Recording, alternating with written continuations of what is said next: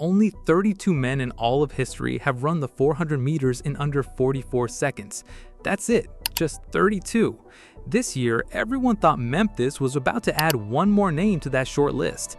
A loaded field, a huge rematch, a shot at the history books. But what went down at the Ed Murphey Classic was nothing like anyone expected.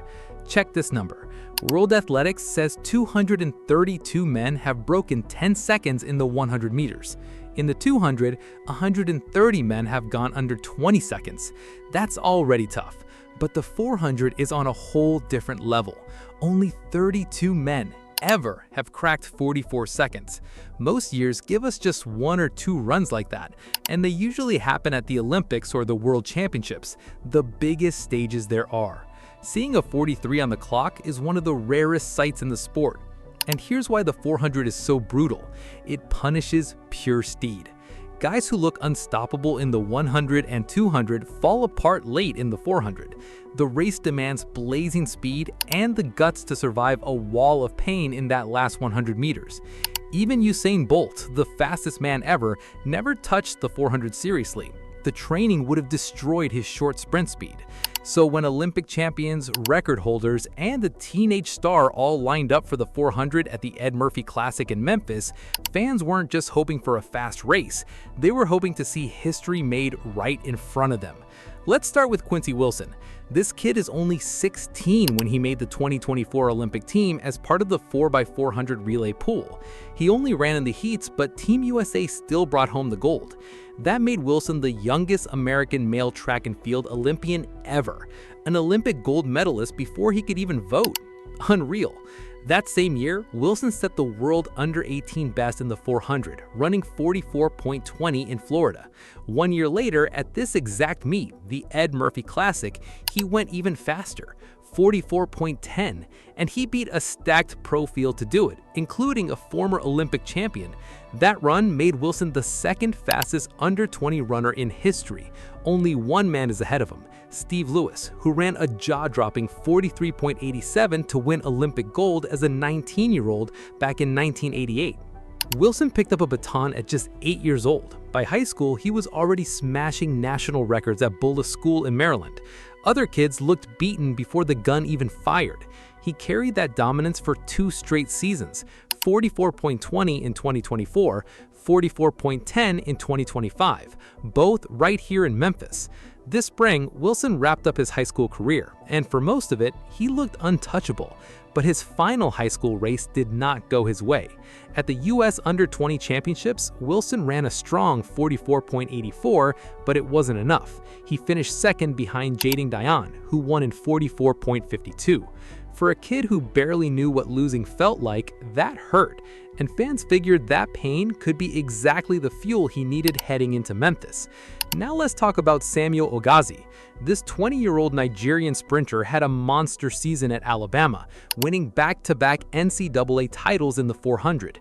At this year's NCAA Championships in Eugene, Oregon, Ogazi exploded to a time of 43.38.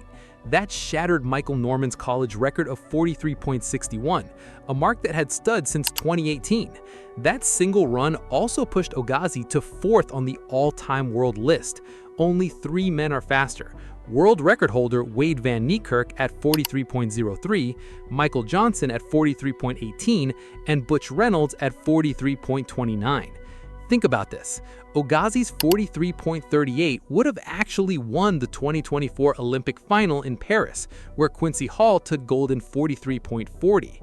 Ogazi built toward that moment all season long. He ran 44.02, then 43.95, then 43.82 before finally breaking through with that 43.38 at Nationals. But his rise didn't stop at the American record books. That same run also smashed Nigeria's national record, a mark that had stood for almost 30 years, and it pushed him to 6th on the all-time African list. For a country with such a proud sprinting history, that made Ogazi a massive story back home, not just a college star. And the Ed Murphey Classic meant even more for Ogazi. It was his very first race as a professional, jumping straight from college glory into a loaded international field with an Olympic champion and one of the most hyped teenagers in the sport. Wilson and Ogazi were far from the only names to watch in this race. Grenada's Quincy James, the 2012 Olympic champion, stepped up looking for one more big moment late in his career. Even in his 30s, James is still a dangerous closer, and his experience made him a real wild card against a field full of younger legs. Jamaica's Antonio Watson and American Randolph Ross also lined up in strong form, making this one of the deepest 400 fields of the entire 2026 season. And there was even more drama brewing back at the NCAA championships. Georgia freshman Jonathan Sims finished second behind Ogazi, running a personal best of 43.92. That made him just the second man ever to break 44 seconds as a junior athlete, joining Steve Lewis all the way back in 1988. Georgia's Sitting G rounded out an all-Georgia podium in third at 44.20.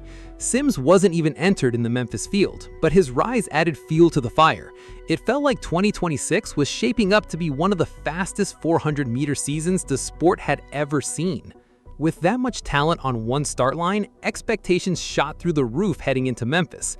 Fans pointed to the warm, humid air, a fast track, and Wilson's history of running his best times late in the summer. This was the exact same meet where he ran 44.10 just 1 year before. Plenty of people expected another personal best from the 18-year-old, maybe even his very first trip under 44 seconds. Ogazi was the clear favorite given his college record, and some wondered if turning pro could push him even faster than his 43.38. Add in a two-time Olympic medalist like Quincy James, plus a hungry Randolph Ross, and this race had everything. It could shake up the whole season. It could even threaten the history books. Online forums and running message boards buzzed for days before the meet. Fans argued over who would break 44 first and whether this was finally the night a teenager did it. But the race did not go the way anyone predicted. Samuel Ogazi won the men's 400 at the Ed Murphey Classic, but not with the time everyone expected. He crossed the line in 44.57, over a full second slower than his NCAA record run. Antonio Watson grabbed second in 44.70, and Quincy James rounded out the podium in 45.04.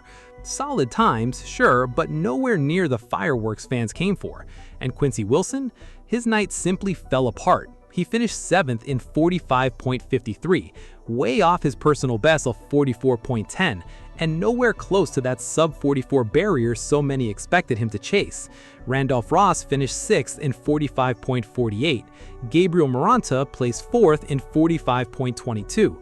Delano Kennedy closed out the field in 45.82. No world record fell that night, no one broke 44 seconds.